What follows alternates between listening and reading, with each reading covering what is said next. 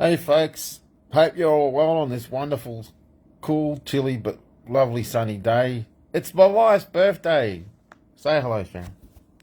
Hi everyone. And Thank you for all the birthday wishes. thank you for the well wishes for Sharon. Now I want to share a little word here. And then I want to share why I'm sharing this word and what it means to me and Sharon. But before I do, 12 months ago, I want to just share where we were at, well, particularly me. I was in quite a broken state. I was very burnt out. I was loving just hanging out with my family, Unique Creative, loving doing words for them, loving preaching every week, and that's all I wanted to do. But folks, I was just so burnt out. I was so at the end of my tether with ministry, church, trying to be a good pastor. Things just had not worked out, But, God is a God of restoration, and God is actually very clever, because I told him I was not going to do ministry anymore. And less than, I think, a week after saying that, Arlene McRoy contacts me and says, would you be willing to speak for us at Unique Creative? I think it was the following Wednesday. And from there, we just hung out with our Unique Creative family, and we just loved being part of the Unique. But in October at the camp, a lady by the name of Faylene Sparks shared that basically, in the short version, that we had our discarded chapters in our lives where we thought, well, what was all that about? And one of those was Authentic Voices, the media ministry, and Sevenfold Church was, despite our best efforts and thinking that we were going to get this going, everyone that was part of Sevenfold just walked away, just left, and I was crushed and I was broken, and I just didn't think there was any need to go back to any of that. Well, towards the end of last year, the Lord called me back. The Lord called me back to Sevenfold. The Lord called me back to Authentic Voices. And when I announced with Sharon that we were going to go back to Sevenfold, we then faced intense opposition. Within 2 months of that announcement, Sharon broke her kneecap in 3 places. She needed surgery. She was determined to believe God would heal her if she did exactly what physio said, what nurses said, and my wife has recovered. And then not long after that, before that actually, I found out my brother's got cancer.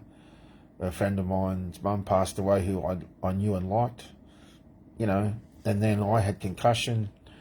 But through it all, I discovered something very precious and very important and very life-changing for me this year, and that's the word legacy.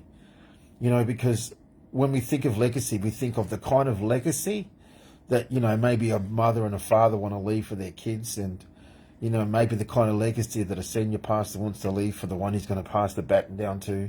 It can mean so many different things.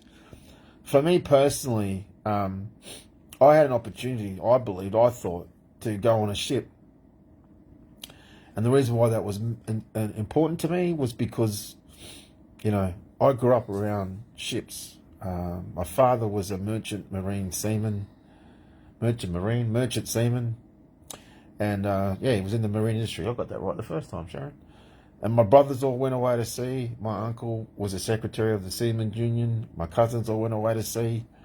I never had the opportunity. I never did it. That's not quite true. I did actually do it when I was 16, but I didn't really like it, so I was never really keen on doing it again. So when I worked for McDermott in the IT department, and the opportunity was then there for me to go away to sea. And folks, I worked hard for this. I did BOSIT training certification, which is not easy. I did marine inductions. I got a marine security clearance card. I worked for months. And so the concussion meant that I couldn't do this.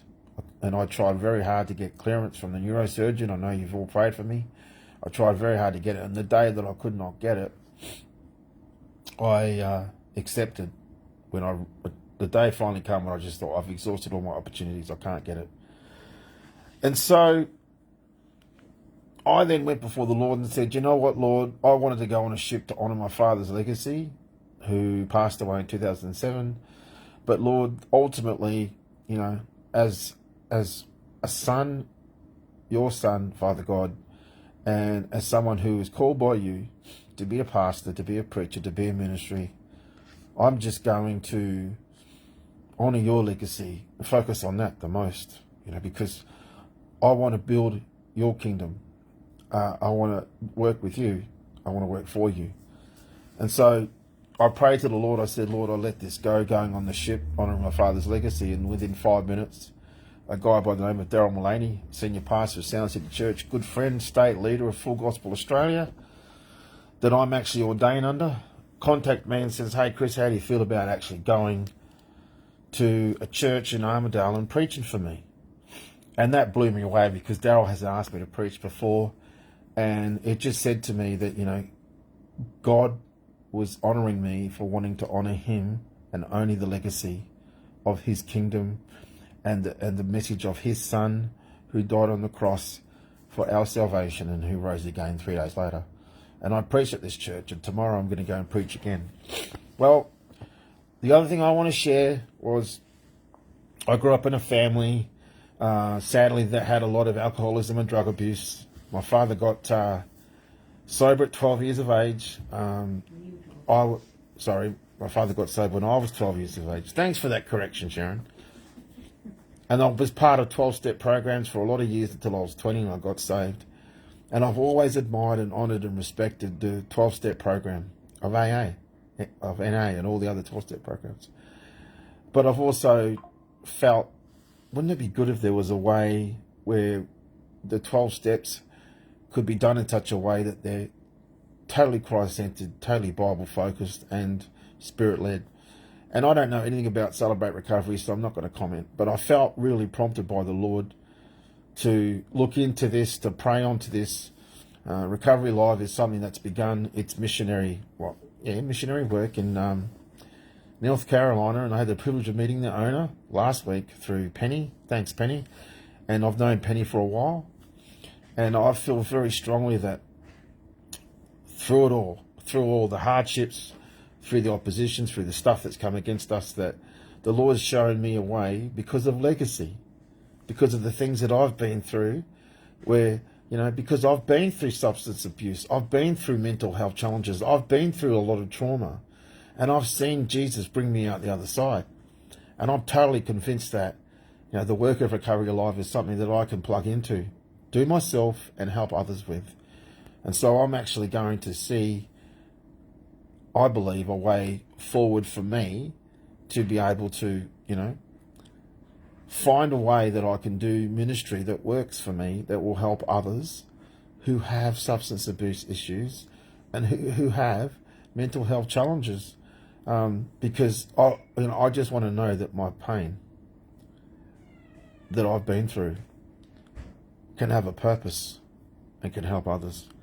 And so I truly believe the Lord's given me a word where he wants me to share something that I wanted to talk about, which is found in Isaiah.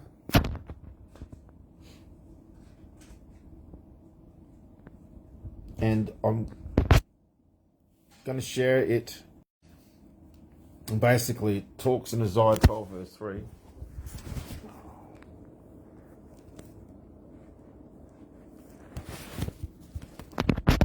Sorry about the camera moving around, folks. So, Isaiah 12, verse 3. With joy, you will draw water from the wells of salvation.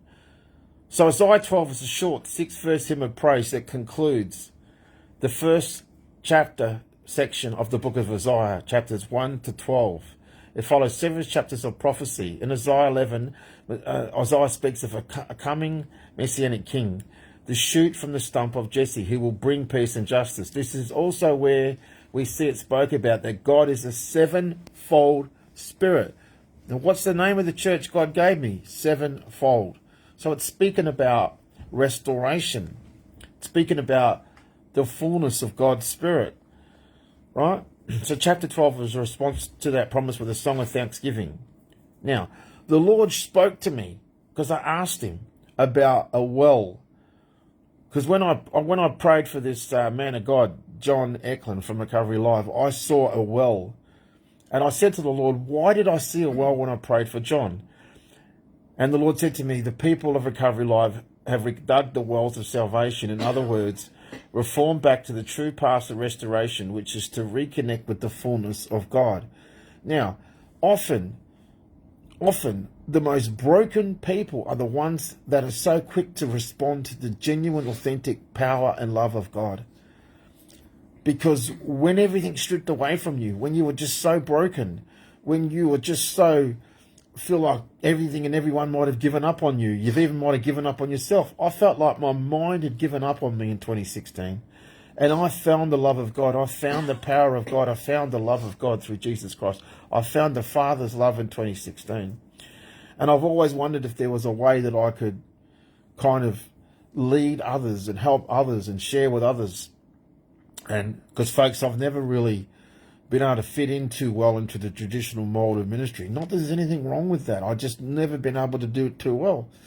Because I come from a place of brokenness, and I've come from such trauma, and I've come from such of previous issues with substance abuse in my 20s, you know, and in my early 30s even, before I met Sharon and married her. So I understand what it's like to battle with substance abuse and mental health issues. And I truly believe that, you know, the 12 steps are something that came from the Bible, are something that has been used from the Bible. Whether you want to accept that or not, look at the history, look at the origin, look at what is written about by Bill W. himself.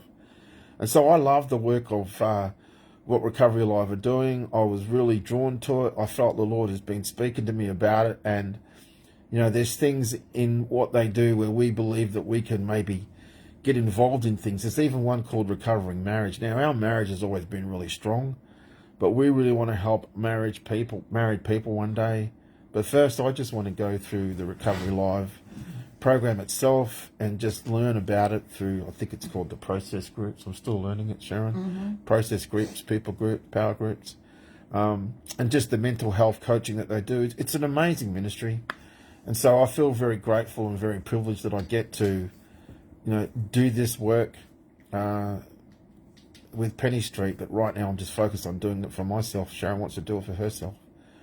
But for me, I'm just sharing this because, to me, in and amongst all the heartache, the hardship, you know, the pain and the suffering, physical pain and suffering that we've gone through this year, we've seen the glory of God. We've seen the promises of God. We've seen the purpose that God has for us come through. And that's what I wanted to share. And that's what I'm praising God for, because He is faithful and He is amazing. You know, I'm now preaching every month. I'm part of Sound City Church, who are helping us regrow Sevenfold. I believe that God wants us to do it in a way where we can help people with substance abuse issues and mental health issues. And I'm just letting God, you know, form and shape and fashion Sevenfold the way He wants it. And just following Him and to what we take our next steps on with Sevenfold. Because it's about the fullness of God's Spirit, which comes about when you're following the wells of salvation and you are able to reconnect with God, overcome your trauma, overcome your substance abuse issues, and overcome your mental health challenges. And that's what I want to spend the rest of my life doing with my lovely wife. Say goodbye, Sharon. Bye. Bye, folks.